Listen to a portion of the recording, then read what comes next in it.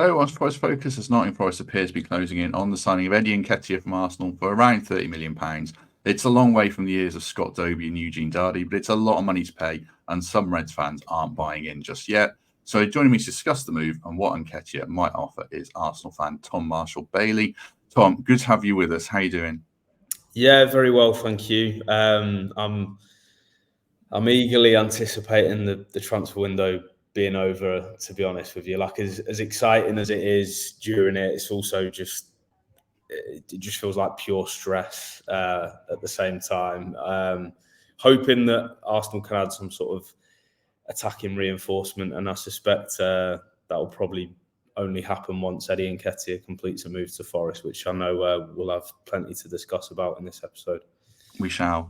Every guest in this podcast has a bit of a backstory normally, and Tom and I used to work together. Well, Tom was my boss, so it's good to catch up with him after a while. But we just logged on. It feels like you haven't seen each other for 5 minutes, even though it's been about 3 years. So yeah, good to catch up with Tom. Like you say, interesting move for both clubs. What's your take on the move in general?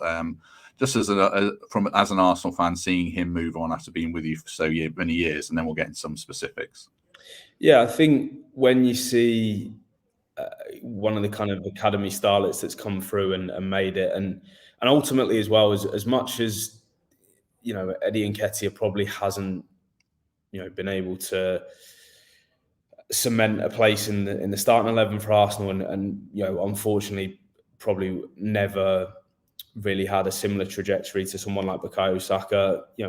He's made 170 or nearly 170 appearances for the football club, and I don't think anyone that's come out of the academy and been able to manage that, it's something that you should kind of overlook in any way. I think you have to see anyone who's come through the academy and been able to play at the first team level as a big success. And I think ultimately we saw it with Emile Smith-Rowe earlier this summer with his move to Fulham. I think Arsenal's current standing as title challengers to Manchester City just means that the expectations have risen. And I think when Nketiah first broke through and the years that followed when we were struggling a little bit, and there was a bit of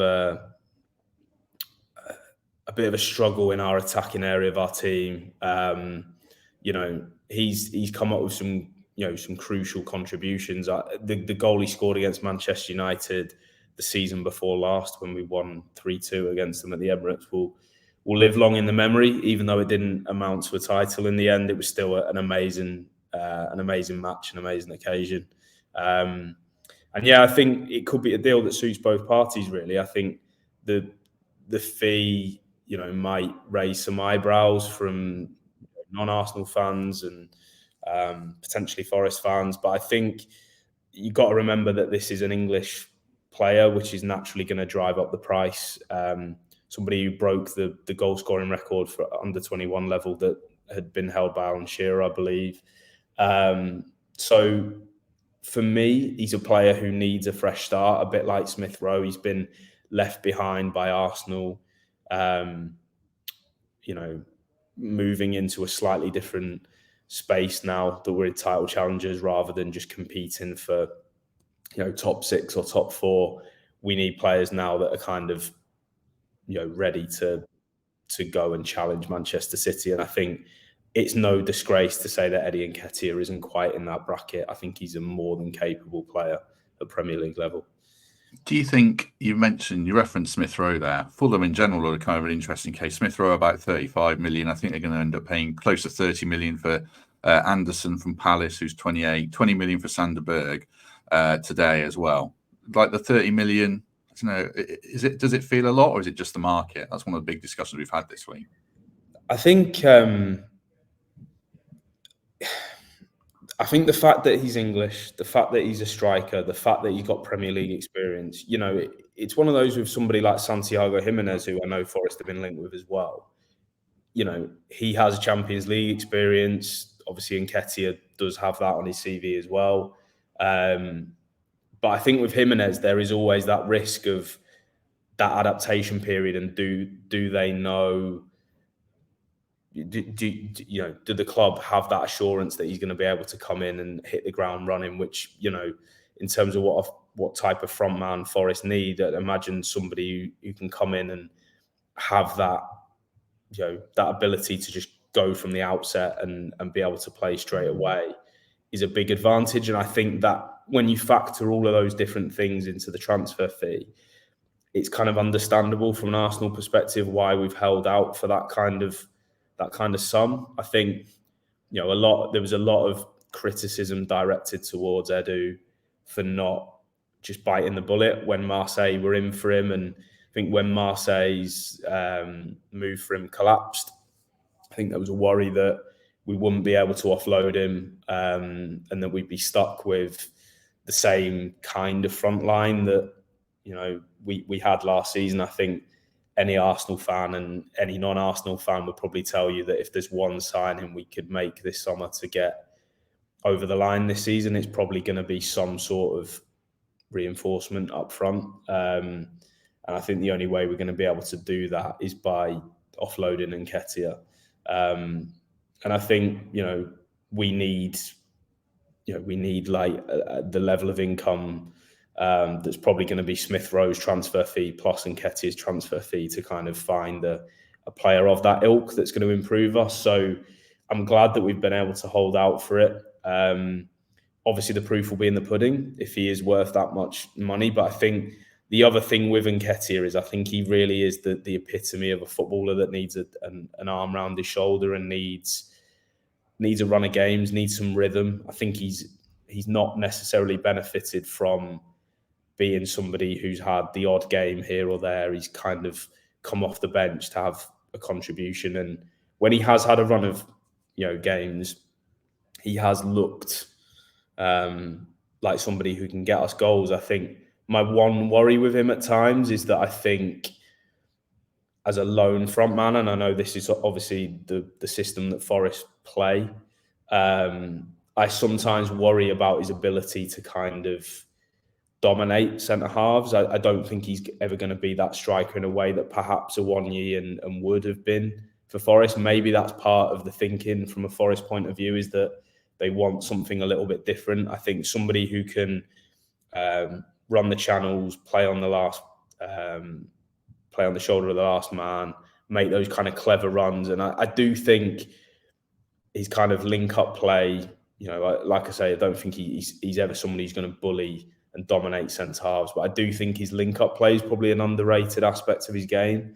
And I do think having the likes of Elanga and Gibbs-White and Hudson-Odoi around him, I do think there's quite an exciting looking sort of front four potentially for Forest there.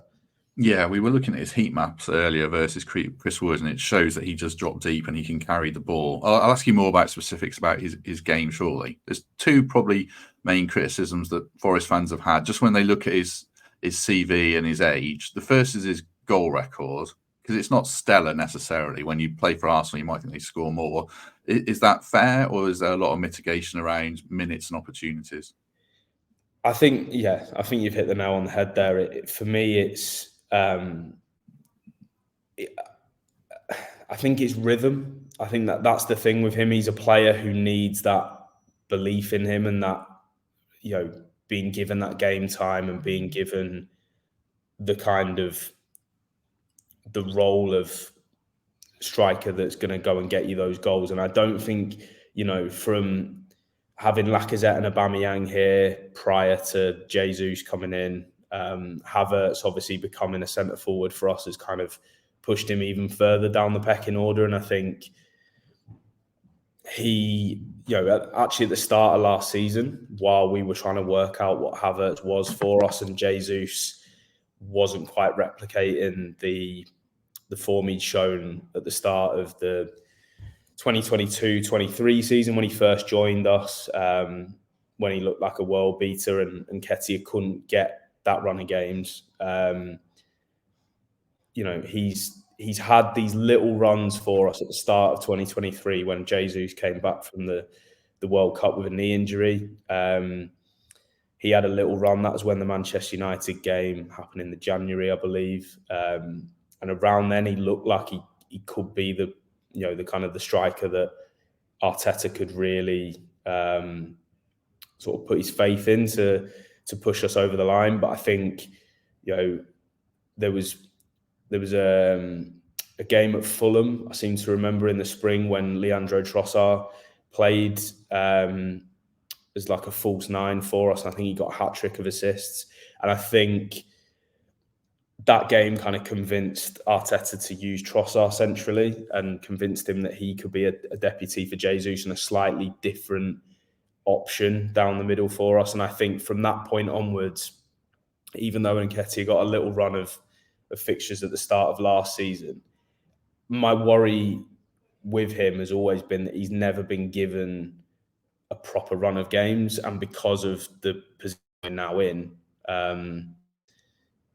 we've needed to win every week, and that's the expectation that's placed upon you when you're up against Manchester City in a title race. And as brutal as that is, it's left us with a decision to make on who's going to lead the line for us. And when you look at the stats that Jesus delivered right at the start of his Arsenal career and what Havertz has delivered in the last 6 to 8 months, Eddie's probably had an opportunity in the intervening periods between Jesus and Havertz's kind of purple patches, and even then he's only had small periods to impress. He hasn't had like a continuous run of games. I think probably the nadir for him last season, and I don't think he's ever recovered since, was ironically Fulham away again. We lost 2-1 on New Year's Eve, and that preceded us going away to a training camp in Dubai.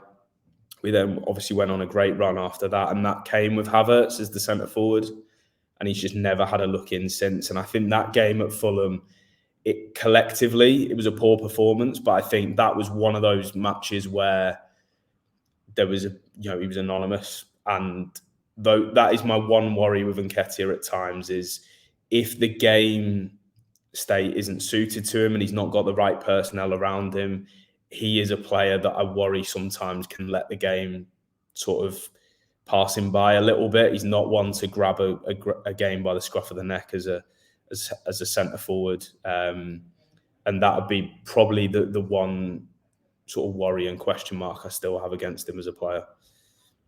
The other question mark I've seen raised against him is like, why is he's 25? He's not 21. There's a perception he's so young. A lot of people say, well, why has he been there so long? Is it lack of ambition? Is it taking the money, or is it something different that Arsenal see in him to keep him that long? Yeah, I think there've been some questions raised this summer about the decisions with regards to the contracts that we've handed out in recent years. We gave Ramsdale a huge new contract with a big wage increase, and added years to his contract after his first season with us. And then I think it was an opportune signing that they got David Raya. I don't think when they set out last summer, they had Raya at the top of their list of targets. But when it became clear that Spurs couldn't afford him, and I think they went for Vicario instead, he became available. Obviously, the way that we did the deal suggested that we didn't have enough money to really do it, but we saw it as an opportunity because he was someone that Arteta and our goalkeeping coach, Eddie Nketiah, had looked at for a long time. But it's left us with Ramsdale in a situation this summer where no Premier League clubs can really afford him because the wages and transfer fee combined are prohibitive. And that has been my worry with Eddie Nketiah and Reiss Nelson this summer, is that they are two other players that I think Arsenal have passed them by now. Again, no disgrace in that. We're hoping to be in the top 2 again this season, I think. And we need top quality players in order to do that. And unfortunately, Nketiah and Nelson, and to a lesser extent Ramsdale, haven't proven to be quite in that bracket. But the worry has been, because we gave Nketiah a big wage packet, because we gave Reiss Nelson a big wage packet, are Premier League clubs prepared to step forward with the kind of transfer fee that we as a club would find enticing, whilst also being able to commit to the sort of level of wages that those players are on? I don't know the specifics of what Nketiah might be able to command at Forest, but I'd imagine it'd be in a similar ballpark in terms of the wages that he'd be getting. So I think that the contract when he signed it was probably, he may well have looked at that at the time as, he sees it as he would be game sharing with Jesus, and that's probably, how the club envisaged it at the time. But I think because of the trajectory of the club, we've kind of got to a point now where, Havertz, Jesus, and Trossard are all ahead of him feasibly in the pecking order in terms of a central striker. And I am actually glad to see that he is, I don't know this, but seemingly from what I've read and heard, he has been a bit of a driving force behind the transfer this summer. I agree, he probably could and should have got out sooner. But I think off the back of the 2022-23 season, I think he probably genuinely believed that he could still rival Jesus, and he'd shown in patches that season that he could be a striker for us that maybe wasn't ever going to lead the line 25 to 30 games a season, but could be that person off the bench, would get minutes in the cup competitions, and wanted to stay at a club that were going to be pushing for Champions League. The minute it's gone past pushing for the Champions League and it's gone for pushing for the title, and Havertz has kind of ousted him as well, I think he's now looked at last season and gone, the writing's on the wall for me here. I suppose, and those wages are reportedly 100 to 120,000 a week. So yeah, that's big money for Forest, but I think perhaps that's the going rate, certainly. And they've paid that for others. Just before I throw a couple more questions at Tom before we go, a word for the Trent navigation. Forest versus Wolves on the 31st, straight after the final whistle. You can see Oasis, and hopefully after you've seen Eddie Nketiah score a couple of goals to give us our second win of the season, assuming we beat Southampton on Saturday. So that's a big assumption. So do get down to Nav for that, and appreciate their support as ever. A couple more throw at you before I let you go. You spoke about a couple of things that he might have to work on in terms of physicality and stuff. What is it that makes him stand out for you? What are his biggest plus points as a striker? I think he's a good finisher. I think he is and there's an irony to that when you consider that, some people might consider Kai Havertz to be a little bit hit and miss. I think, even at the weekend when we beat Wolves, have the goal that Havertz scores, great finish, but he misses a chance at the start of the second half where, if anything, it was probably an easier opportunity. And I think that sometimes probably sums him up a little bit, that he scores the chances you wouldn't expect him to and misses the chances you would expect him to score. Jesus is capable of some brilliant things, but he's also capable of missing some sitters. And what I would say in Nketiah's favour is that if he's given an opportunity, he tends to take it. I think he's got good technique with his striking of the ball, and I think he's got different finishing qualities as well. Like, I think he could be a bit of a fox in the box for Forest. I think, as well as being able to show that kind of pace and movement, on the counter attack, I think being able to sort of fashion chances for himself in the box and get on the end of things, I think he's got a good kind of sort of habit for doing that. What I would say as well, which I think is worth pointing out with him, is Arsenal are obviously quite a ball dominant team, and I don't necessarily think he suits being in a team that have a lot of the ball. I actually think he might thrive more in an environment where, and again, with all due respect to Forest, I think Forest have got capable ball players, but I think in a lot of Premier League fixtures they will be naturally without the ball, just given the quality of opposition at this level. And I don't think that's necessarily a bad thing for Nketiah, because I think in Wood and Awoniyi, you've got strikers there that you can get balls into the box too. I think the other thing with Nketiah as well is there's even potential that he could play alongside one of them. I know Forest haven't tended to do that, but as a bit of a plan B, as an option off the bench, if Nketiah was starting but they wanted to double up from the bench and sort of power up the front line and have a different option, I do think he could work well alongside someone who can win the aerial duels, can win the kind of the physical battles against centre halves and thrive on the kind of the spaces in and around them. like I say, I think that the big worry will be if he's expected to be this kind of battering ram centre forward, because he just isn't. He just isn't that. That isn't, his skill set or showcasing his best qualities.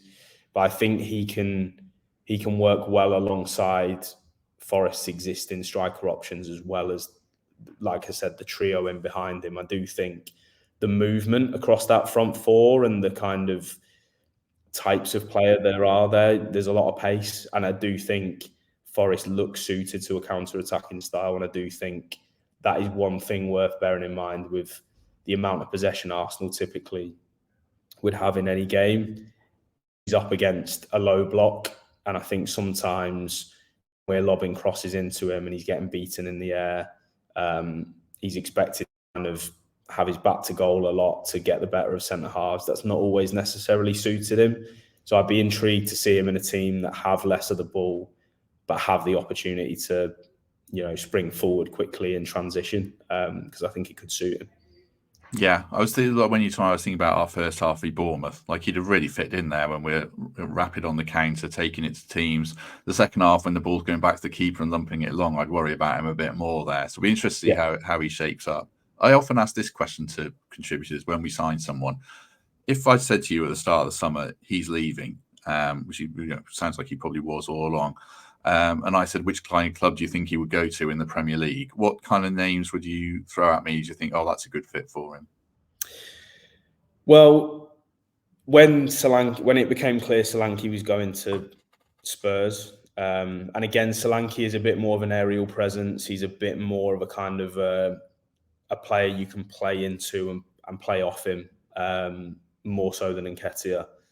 I did think when Solanke went that Bournemouth just seemed a really natural fit. I think Crystal Palace is another club that, allegedly there's been some interest there this summer from them, but it's always kind of been mooted because he's a London boy.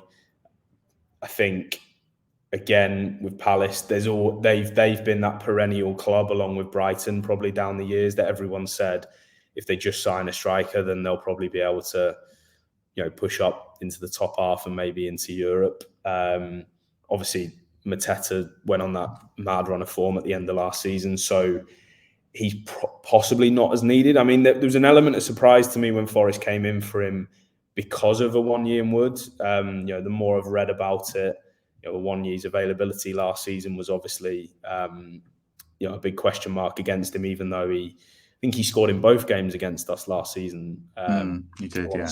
So, when I've seen him play, he looks a real threat and a real handful. And there was probably an element of surprise to me just in terms of if there was a bit of a log jam up front, and if Nketiah really wants to go and be the main man somewhere, if 1 year in Wood are going to be in his way at Forest. But like I say, when I look at the kind of the personnel that he's going to be playing with and perhaps the style of football, I do think Forest could be a really good fit. Bournemouth and Palace were the two that kind of sprung to mind immediately, but I do think as well getting out of London and getting out of the kind of, I know a lot of players would maybe choose to go abroad to kind of remove themselves from that kind of top six club spotlight. But I think Nketiah will back himself to still be able to deliver at this level. Again, even when I look back to his time at Leeds, when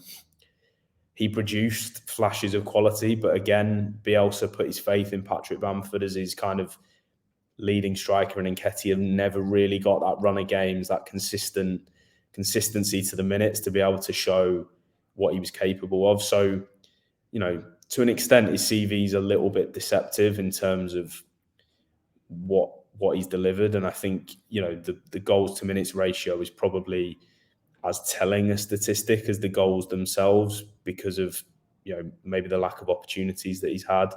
But I think a fresh start, getting away from, the kind of the focus he's had at Arsenal and being able to have a different kind of approach to his game at Forest, I think will suit him. And look, being completely candid and brutally honest, I think he's got a lot to prove, and this is his opportunity to go and do that.